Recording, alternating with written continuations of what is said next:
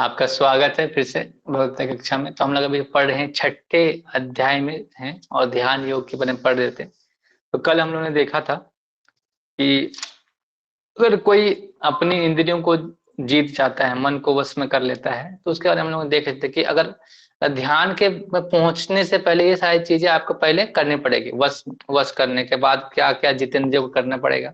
तो पहले हम लोगों ने कल देखा था, इससे पहले देखा था कि हमको सुख दुख जो भी है गर्मी सर्दी के समान समझना चाहिए। आत्मसम्मान का जो है, तो हम लोग ने देखा कि हर चीज को वो सोने से लेकर कंकड़ को एक समान रूप में देखते हैं। उसके हम लोग देखा कि सारे जो जीव हैं उनको भी एक समान रूप में देखते हैं, ईर्ष्या कर रहे हैं या जीव कोई प्रिय है, सबको एक रूप में देखते हैं। उसके बाद हम आज पढ़ेंगे कि जो ध्यान योग कैसे करना, मतलब योग अभ्यास कैसे करना है। हम लोगों ने देख लिया कि ये सारी चीजें इच्छाओं को वश में करके इच्छाओं को कंट्रोल में वश में करना है। अब देखेंगे कि हम इसका जो साधना का कैसे योग अभ्यास करना है। तो इस श्लोक में 11वां और 12वें श्लोक में भगवान बता रहे हैं कि कैसे आपका इसको किस विधि से कैसे करके आपको इस ध्यान योग का अभ्यास करना है। तो श्लोक क्रमांक है 11 और 12। श्लोक इस प्रकार से है। शुक्षोदेशे प्रतिष्ठपाय स्थिरम आसन आत्मनः नायति उच्चितम नाति निच्चम शैला अर्जिन कुश उत्तरम तत्रेकाग्रम मना कृत्वा यत चित्तेन्द्रिय क्रिया उपाविश्यान यत योगम आत्म विशुद्धये। योग अभ्यास के लिए योगी को एकांत स्थान में जाकर भूमि में कुछ बिछा दे और फिर से मृग छाले से ढके तो ऊपर से मुलायम वस्त्र बिछा दे।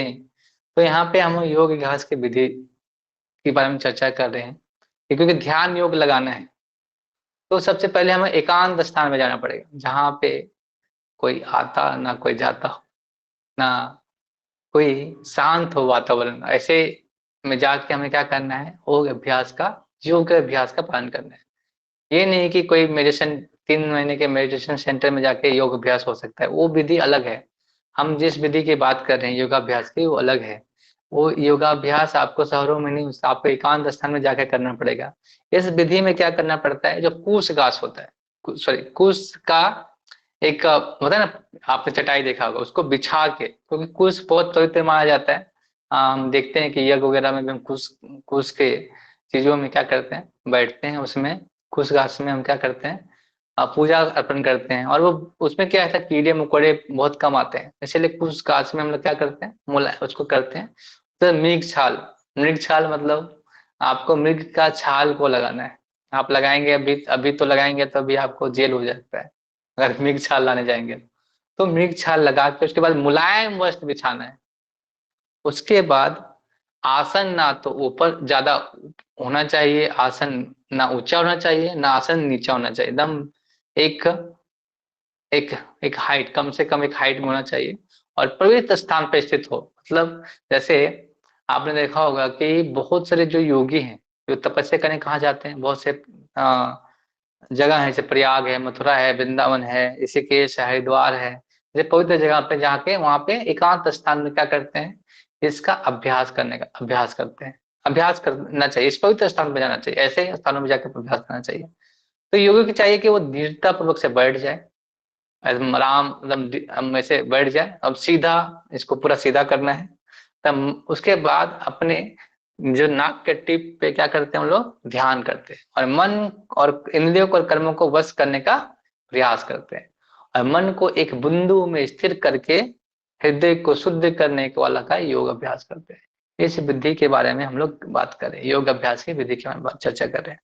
तो हमें क्या करना है, एकांत स्थान जाना है। तो एकांत स्थान कहाँ पे जाके करेंगे हम, बहुत सारे एकांत स्थान है जहाँ पे जाके आपको इस विधि का पालन करके आपको मन को एकाग्र करना है। तो हम इस विधि में क्या चाहते हैं कि मन को पूरा क्या करें, मन को इंद्रियों को वश करने का प्रयास करते हैं।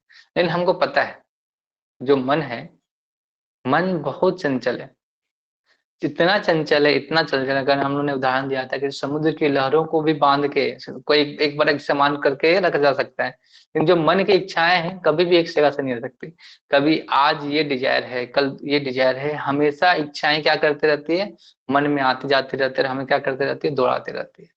तो मन कभी शांत निश्चल नहीं हो सकता। और योग अभ्यास में अगर आप मन को वश में न कर पाए और फिर मन को फिर एकाग्र करके नहीं रख पाएंगे, तो फिर आपका हृदय शुद्ध नहीं होगा। इसलिए योग अभ्यास विधि बहुत मुश्किल है आज के युग में। क्योंकि आज के युग में क्या है कि हम इतना ध्यान केंद्रित करके नहीं रख सकते। ध्यान को केंद्रित करना है, फिर क्या करना है, अपने जो उदान वायु है, उपान वायु है, जो प्राण वायु है, फिर जो आनंद कोश है और प्राण वायु कोश है, सब बहुत सारे कोश हमारे जगह हमारे हमारे शरीर में होते हैं। तो उसके बारे में हम चर्चा करेंगे। 13वें अध्याय में प्राणमय कोश होता है, अन्नमय कोश होता है, आनंदमय कोश होता है, उसके कोशों के बारे में। लेकिन उस कोश को क्या कहते हैं, बैलेंस करके अपने आप को एकाग्र करना पड़ता है। एक जब भुवों के बीच ऐसे एकाग्र करके उसको एकाग्र करके मन को स्थिर करना पड़ता है इस विधि में।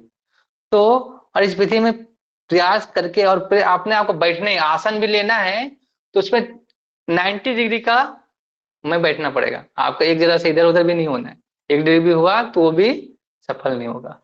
तो इतनी कठिन विधि है कि इस विधि को करने पर हम जाके फिर आत्म संयमी, फिर योग अभ्यास करके फिर हृदय शुद्ध होगा, फिर हम भगवान का नाम धरेंगे, तब हम जाके फिर समाधि फिर ऐसा कर सकते हैं।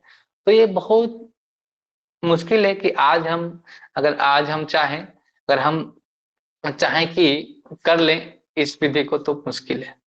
तो एक श्लोक आता है, थोड़ा सा हम पढ़ेंगे, शंकराचार्य के द्वारा एक लिखी है।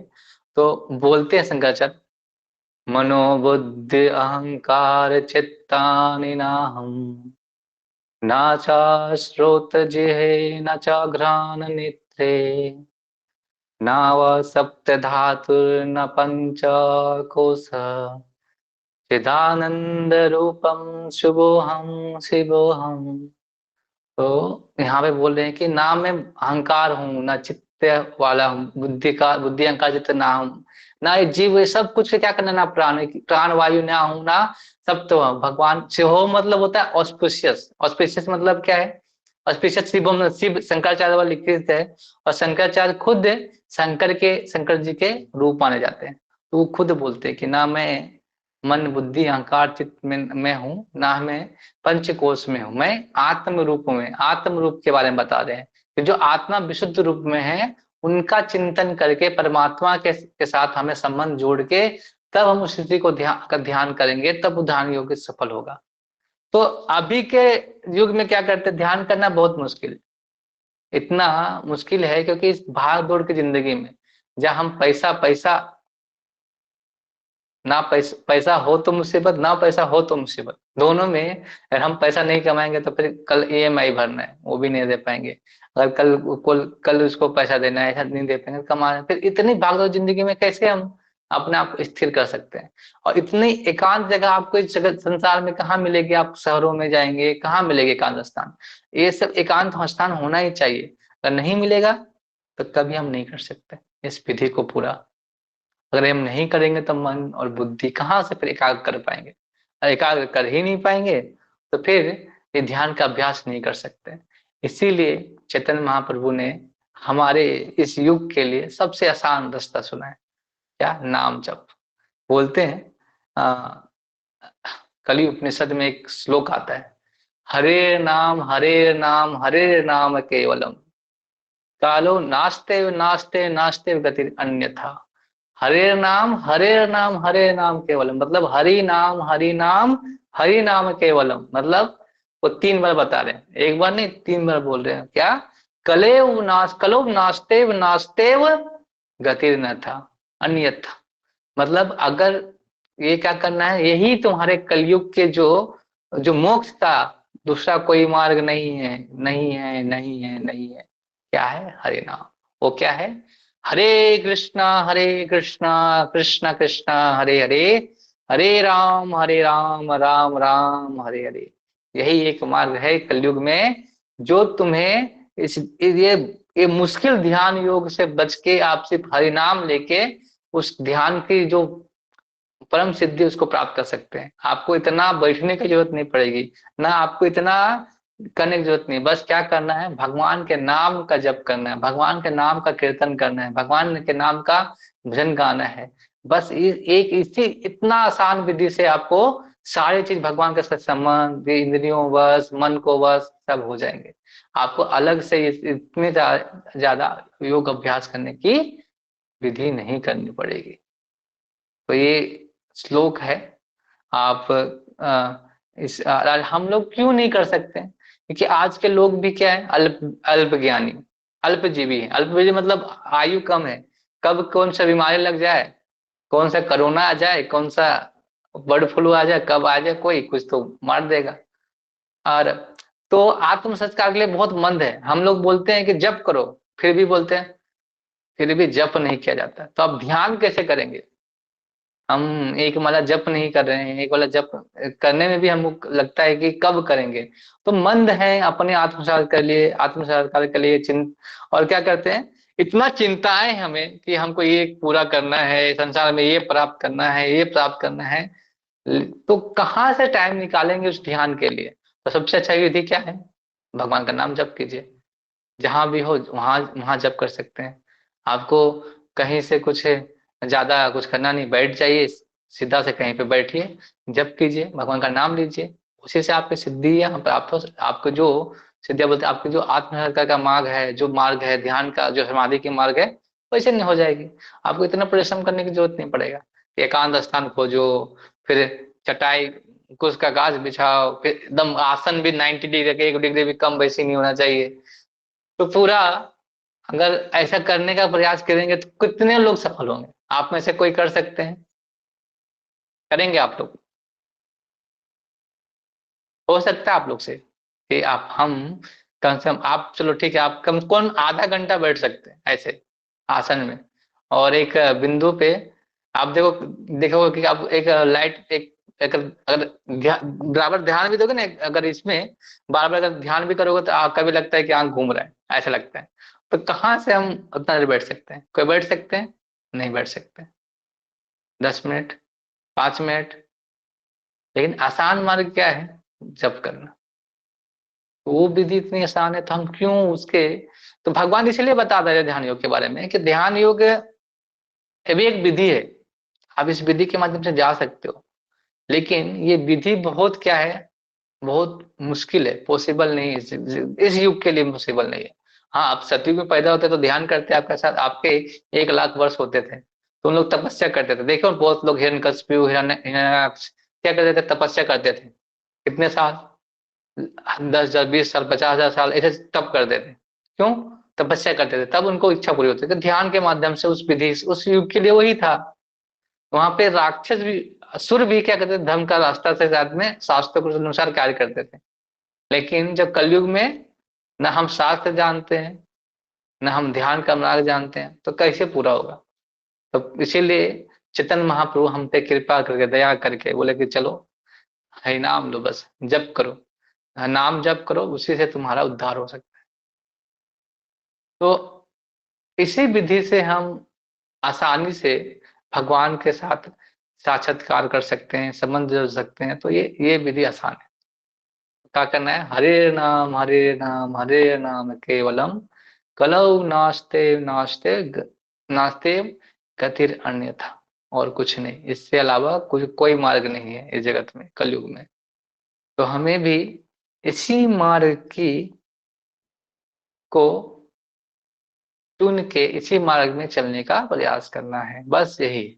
और कुछ आपके जीवन में आप कितनों भी ध्यान कर लो, ध्यान आप उतने अवस्था में पहुंच नहीं सकते, क्योंकि आपके अंदर वो क्या बोलते हैं, आप उतने क्या बोलते हैं, पेशेंस नहीं है, धैर्य नहीं है। आप 5 मिनट धैर्य नहीं कर सकते, आप उतना बैठ नहीं सकते, तो फिर कैसे कर सकते हैं ध्यान? और वो ऐसा जगह बचा भी नहीं कि आप इस शहर में रह एकांत में जाके आप इस तपस्या कर सको।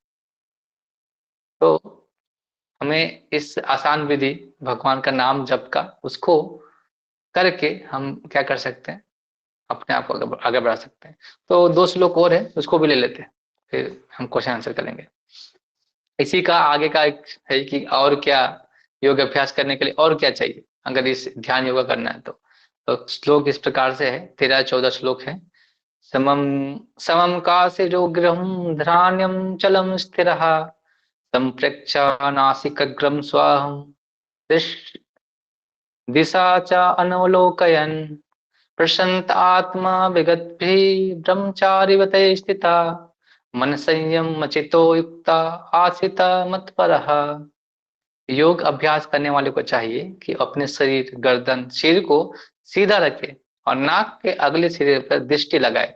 इस प्रकार वह अविचलित तथा दमित मन से भय रहित विषयी जीवन से पूर्णतः मुक्त होकर अपने हृदय में मेरा चिंतन करे और मुझे ही अपना अपना लक्ष्य चरम लक्ष्य बनाए।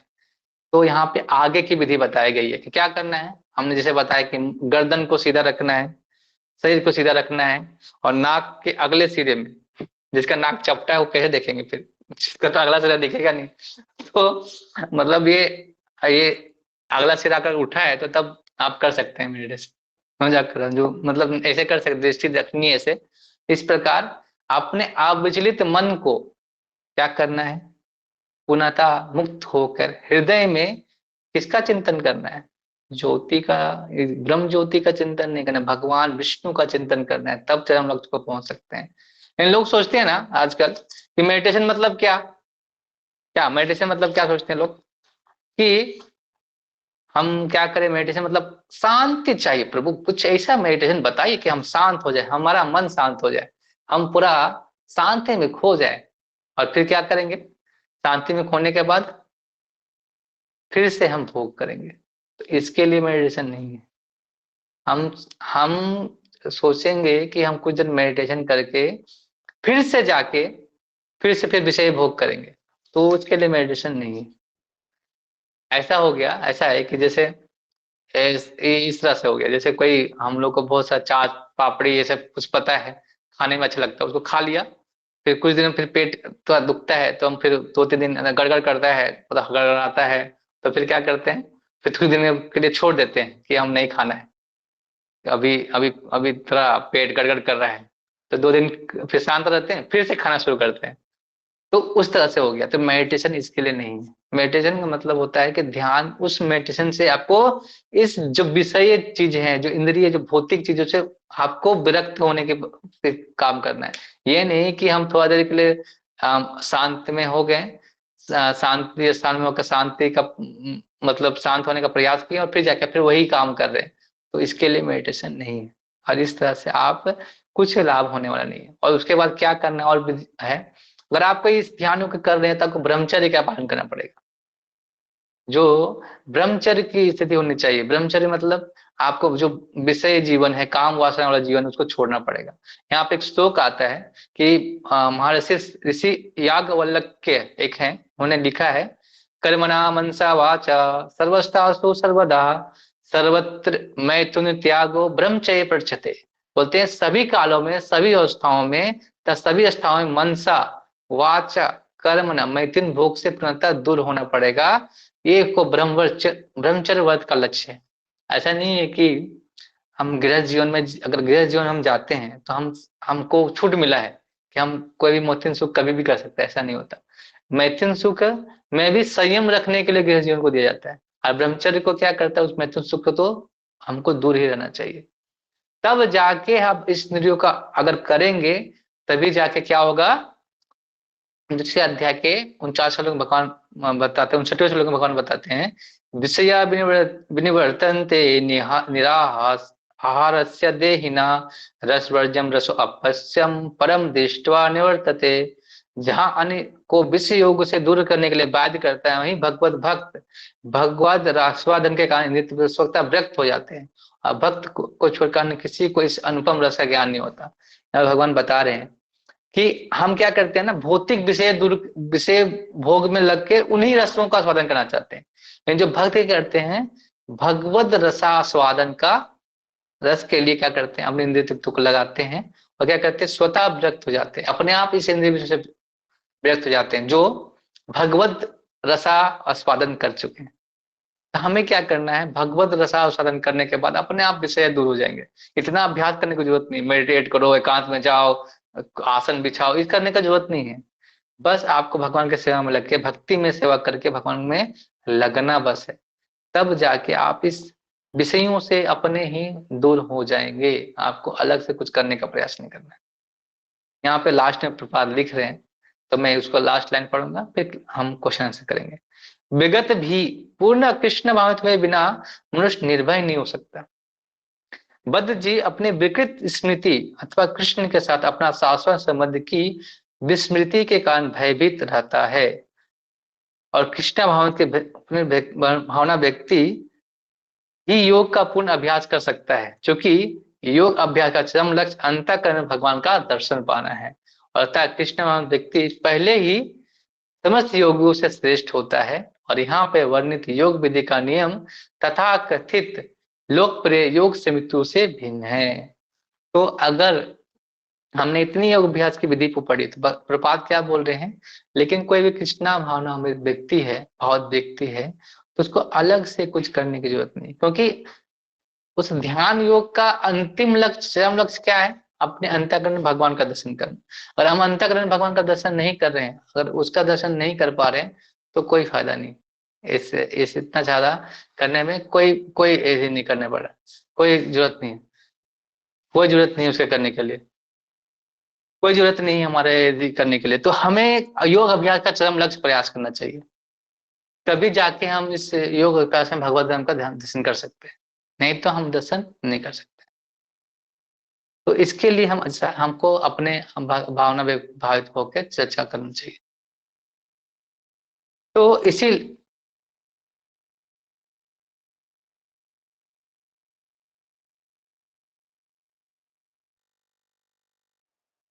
हरे कृष्णा।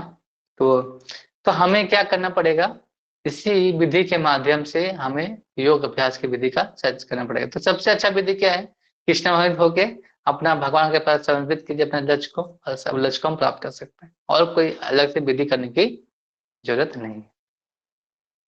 हरे कृष्णा।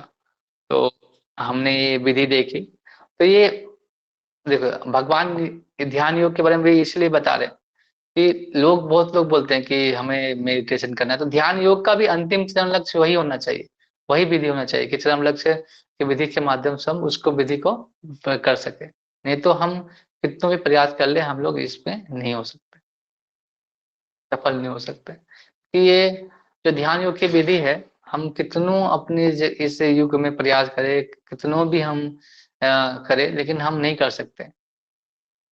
तो हमें सबसे अच्छा प्रयास क्या करना है कि हम अपने जो कृष्ण भाव में हो गए, उसी में प्रयास करके अपने जीवन से के इससे विधि से निकल सकते हैं। कुछ अलग से करने का प्रयास ही नहीं करना। कितना अच्छा है हमारा सिस्टम कि सुबह उठो, मंगल आरती जाओ, अपना सब इंद्रियों को सब में सेवा में लग जाता है, अलग से कुछ करने का जरूरत नहीं है, इतना अभ्यास करने की जरूरत नहीं पड़ती। हरे कृष्णा। वैसे किसी का सवाल, क्वेश्चंस?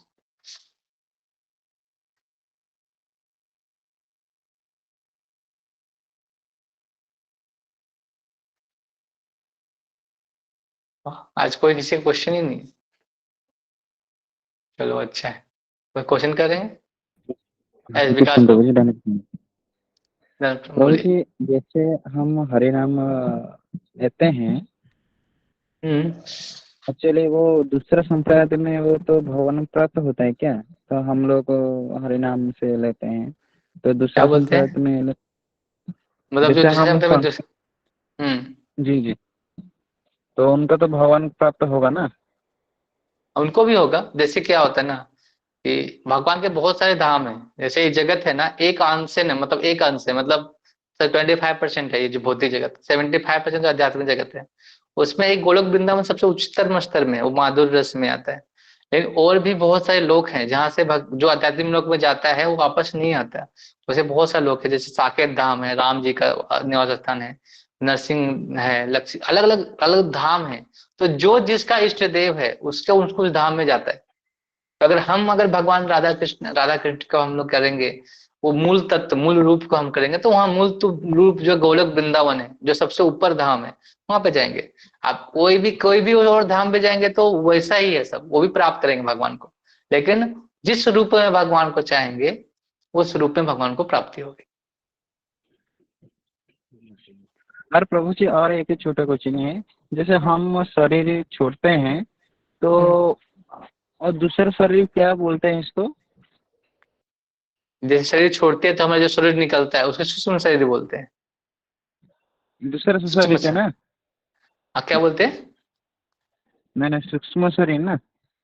हाँ, सूक्ष्म शरीर जो हमारे जैसे जो अहंकार, मन, बुद्धि, अहंकार और चित्त से बना हुआ है उसको सूक्ष्म शरीर बोलते हैं। ओके। वो शरीर और कहाँ किस जाता है प्रभु जी? वो शरीर जाता है, जैसे हम लोग अगर नर्क जाएंगे, स्वर्ग जाएंगे, तो वही शरीर जाता है।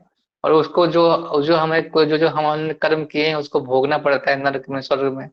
फिर जाके हमको एक नया शरीर प्राप्त होता है, आवरण प्राप्त होता है, फिर जाके हम कहीं पे जाते हैं, ऐसा रहता है। और वो बहुत कम टाइम होता है, हम मतलब कम टाइम, जैसे यहाँ पे बहुत टाइम जल जाता है, लेकिन वो उनके लिए चुटकियों में हो जाता है, हजारों साल से ऐसा उस कुछ समय बीत जाता है, ऐसा रहता है। क्योंकि मनुष्य का 1000 साल मतलब देवताओं को कितना होगा? 1000 साल है तो वो ज्यादा से ज्यादा 10 साल ऐसा कुछ होगा, ऐसा ऐसा रहेगा। अच्छा अच्छा। हम्म। अरे प्रभु जी और एक है, घर का प्रश्न है प्रभु जी। एक्चुअली क्या ना, मेरा दादा दादी है, एक्सपायर हो गया तो लगभग 4 साल आसपास हो गया।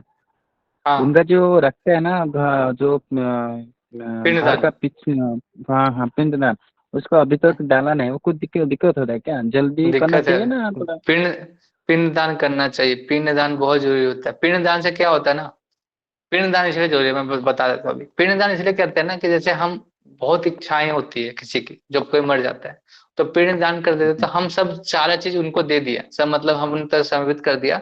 तो कोई उनके जो पूर्व जो पुत्र होते हैं, पुत्र मतलब होता है पूर्ण नंबर जो नर्क होता है ताड़ने वाला पुत्र। तो पुत्र ही इसका कहता है पिंडदान करता है, या उसका कोई नहीं है तो फिर रिश्तेदार कर सकते हैं। तो वो क्या करते हैं उसको, जो वो उसकी इच्छाएं बहुत होती है ना यहाँ पे, तो इच्छा में फंसे रहते हैं, फिर उसको नया शरीर से प्राप्त नहीं होता, भटकना पड़ता है। जब पिंड दान करते हैं ना, तो पिंड दान करने के बाद फिर से उसको नया शरीर प्राप्त होता है। जब तक आप पिंड दान नहीं करेंगे तब तक वो उसको पितृलोक में फंसे रहना पड़ेगा, फिर नया शरीर प्राप्त नहीं होगा, या कहीं भी फंसे रहना पड़ेगा।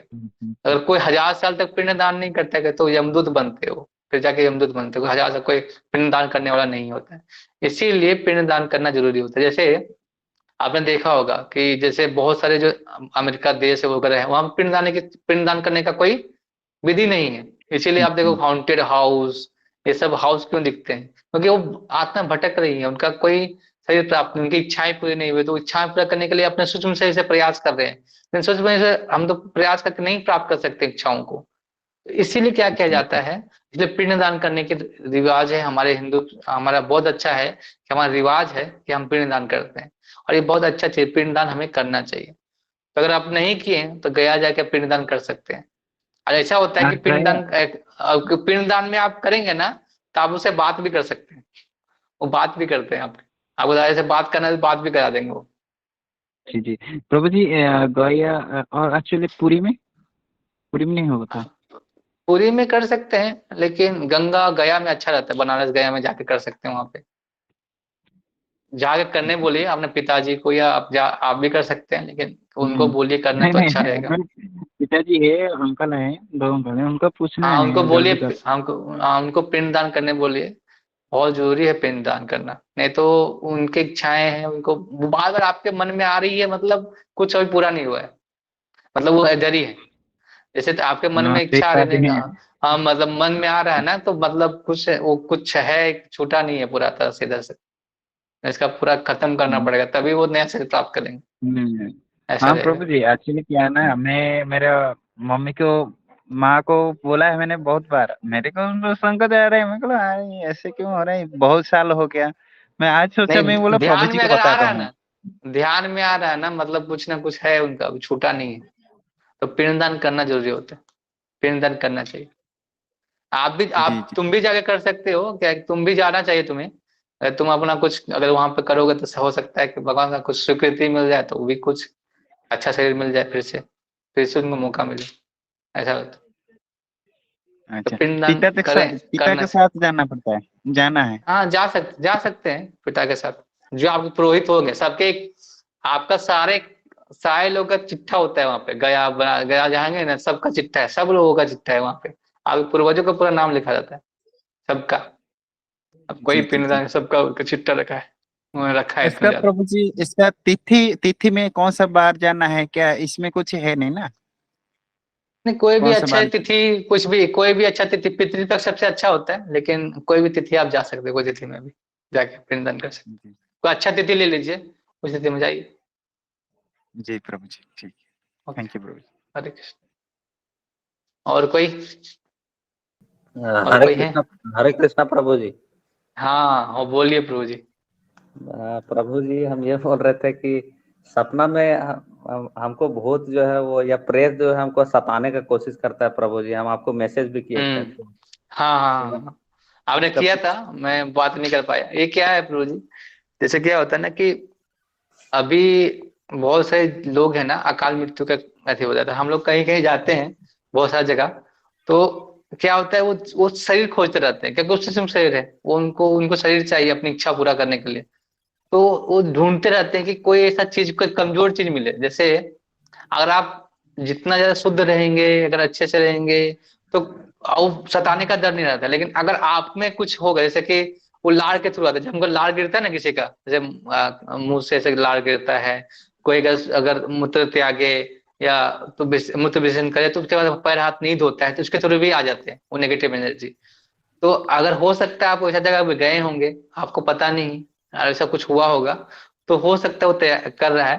तो आप इसके लिए कुछ कर सकते हैं, आप नर्सिंग कवच बांध सकते हैं, या नर्सिंग कवच अगर कुछ है, या नर्सिंग आरती का रोज पालन कर सकते हैं सोने से पहले, तो भी वो फायदा करेगा। नहीं हो रहा है तो फिर एक कुछ आप जप करते हैं क्या आप? जब तो नहीं करते प्रभु जी, लेकिन भागवत गीता तो पढ़ते हैं। हाँ, भगवत गीता पढ़ते ठीक है, लेकिन जप कीजिए। आप सोचिए कि उसके वजह से एक माला जप करते रहिए। और जब आपको कुछ डर लगे ना, तो नरसिंह आरती आपको आता है? नहीं आता है प्रभु जी वो सब। और ठीक है, मैं नरसिंह आरती का एक भेज दूंगा, वो आप यूट्यूब में सर्च करोगे तो मिल जाएगा। वो आप सुन सकते हैं या कर सकते हैं। तो अभी अगर कुछ, अगर आप ये करके देखिए अभी, अगर नहीं होता है तो मैं फिर बताता हूँ। नरसिंह कवच एक होता है, कवच भी पहन सकते हैं, वो भी आपको ये थोड़ा बचाएगा आपको इस सब चीजों से। ये होते हैं ये, क्योंकि अगर ये भूत योनि है, प्रेत योनि भी है, ये सब योनियां भी है, ये भी सारी चीज होती है, और सपने में भी आती है। ऐसा नहीं कि, तो आपको कभी कभी मुझे भी होता है क्या कि हम क्या बहुत जगह जाते हैं ना, तो बहुत सारे लोग ये भी भक्तों के पीछे भी किस लिए पड़ते हैं, क्योंकि वो उनका अपना उद्धार करना चाहती है। लेकिन अगर आप स्वच्छ नहीं रहेंगे, अगर ऐसा नहीं करेंगे, तो वो आपके पीछे आएंगी। ऐसे बहुत सारे भक्तों के पीछे आती है, क्योंकि वो अपना उद्धार करना चाहते हैं। एक कहानी भी आती है भागवतम में, धुमधुबी की कहानी आती है, वो भी ऐसे ही थे उनके। वो बहुत उसकी कहानी है, तो उसका भी उद्धार कैसे होता है, भागवतम के कहानी सुनने के बाद वो क्या हो जाता है, उनका उद्धार हो जाता है। तो ऐसे ऐसे लोग हैं जो, वो भी जैसे प्रपात भी है ना, जब वो जाते थे, गए थे ना न्यूयॉर्क में, तो वहां पे जहाँ पे लेक्चर देते थे गिरजाघर में, चर्च में, तो वहां पे बहुत सारे क्या है कि बहुत भूत वगैरह वो दिखते थे उनको, प्रभात को। तो भी वो सुनते थे कि हाँ ये देखते थे, ऐसा करते थे, क्योंकि उन लोग भी सुन के उनका भी उद्धार, क्योंकि भक्त जब शुद्ध भक्त के वाणी से वो सुनते हैं, तो उनका भी उद्धार हो जाता है। तो ये होते हैं। और आप सब बहुत लोगों को भी ऐसे ऐसे सपने आते हैं, कभी कभी लगता है कि हमें भूत ने पकड़ लिया ऐसा। तो वो बहुत नेगेटिव एनर्जी है। जब हम अस्वस्थ रहते हैं, हम स्वच्छ नहीं रहते हैं, तो ऐसे ये सारी चीजें हमारे शरीर में प्रवेश करना चाहती है। कभी हमें पेड़ के नीचे, हाँ, तो हमें कभी ना कभी हमें पेड़ के नीचे नहीं पेशाब करना चाहिए। ना हमें पेड़ कभी पेशाब करने के बाद पैर हाथ धोना चाहिए। हम अगर 2 नंबर स्वच्छ रूप में करना चाहिए। हमारे मुख से कभी लार नहीं गिरना चाहिए। ऐसे ये सब चीजें हैं ना, क्या करती है, वो निगेटिव एनर्जी ऐसे इंटर करती है। तो ये सारी चीज हमें ध्यान रखेंगे तो अच्छा होगा। ठंडा का दिन है प्रभु जी, तो ओट तो चाटते हैं अपना, सही? ये तो झूठ तो नहीं बोलेंगे? हाँ, ऐसे तो इसके लिए नहीं करना है आपको। तब मुंह धोइए सब, जैसे आप कहीं ऐसे तब मुंह धो के रखिए, ऐसा करके सुखाइए उसको। नहीं, लार मुंह चाटना नहीं है, लार जो गिरता है ना, लार नहीं गिरना चाहिए आपको। जी प्रभु जी। ये सारी चीज अशुद्धियां हैं, वो मतलब वो सब नेगेटिव में प्रवेश करती है। ये बहुत बहुत आप अभी अभी अभी कीजिए, आप जप करना शुरू कीजिए। आप जप माला है? मालक तो नहीं है प्रभु जी। अच्छा, तो आप कहाँ पे रहते हैं? जी हम हजारीबाग में रहते हैं प्रभु जी। श्याम प्रभु को जानते हैं आप? ये यहाँ पे होता है प्रभु जी, हमको पता है, लेकिन हम हाँ, तो वहां से आप माला ले लीजिएगा आप, ठीक है। तो क्या बोले, समय का अभाव की वजह से हम वहाँ नहीं जा पाते प्रभु जी, थोड़ा नहीं व्यस्त है, ठीक है, विद्यार्थी आप एक बार टाइम निकालिए, आधा घंटा के लिए। आप कहाँ रहते हैं? झील के पास रहते हैं, कहाँ रहते हैं? यहाँ पे रहते हैं कार्मल चौक, सेंट कोलम्बस कॉलेज। हाँ, तो आप वहां से झील के पास जहां जा सकते हैं एक माला लीजिए और कीजिए। आपके लिए अच्छा है, आप केयरिंग करेंगे तो आप ही का ये जो चीजें खत्म होगा धीरे धीरे। ठीक है प्रभु जी, जब बहुत कर बहुत धन्यवाद। हरे कृष्णा। आइए क्लास में आइए फिर भगवद गीता के रोज। ठीक है प्रभु जी। ओके। हरे कृष्ण। हरे कृष्णा। और कोई? हरे कृष्णा। और कोई है सवाल किसी का?